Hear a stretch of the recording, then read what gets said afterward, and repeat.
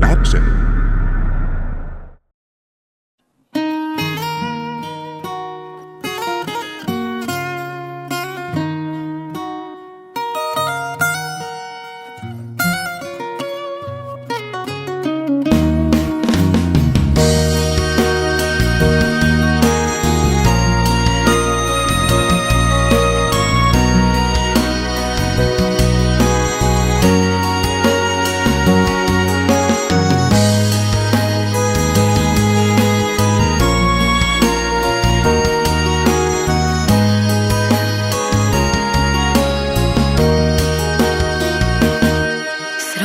បងអូនស្គាល់គ្រប់សព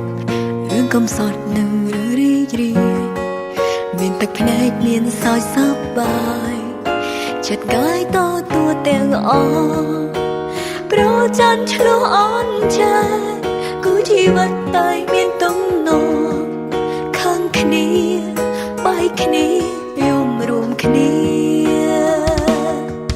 យើងទាំងពីរឆ្លោះត្រូវមិនអាចទៅជឿគ្នាលើមួយថ្ងៃខំយ៉ាងណាក៏ទៀមទាវល់វៃប្រមភ័យលើកលែងឲ្យគ្នាបែកមិនដាច់ព្រោះចិត្តចង់ជួបបន្តចងកម្មពីវេរីព្រោះតែមិនអាចខ្វល់គ្នានៅស្រឡាញ់គ្នារៀងរហូត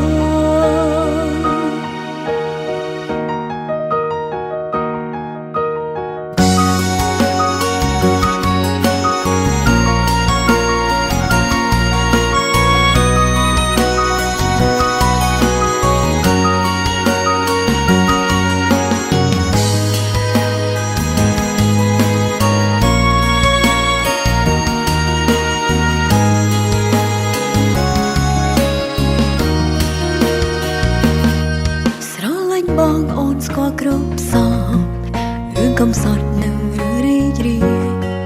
មានទឹកភ្នែកមានសោយសប្បាយចិត្តកាយតទួទាំងអស់ប្រច័នឆ្លោះអន់ចាគូជីវិតតែមានទំនោរខាងគ្នាបាយគ្នាយំរួមគ្នាយើងទាំងពីរឆ្លោះត្រូវមិនអាចទៅជឿគ្នាលើមួយថ្ងៃខំយ៉ាងណាក៏ទៀមទាវល់វៃប្រមភ័យលើកលែងឲ្យគ្នាបែកមិនដាច់ព្រោះចិត្តចង់ជួបបន្តចងកម្មពីវេរីព្រោះតែមិនអាចខ្វល់គ្នានៅស្រឡាញ់គ្នារៀងរហូត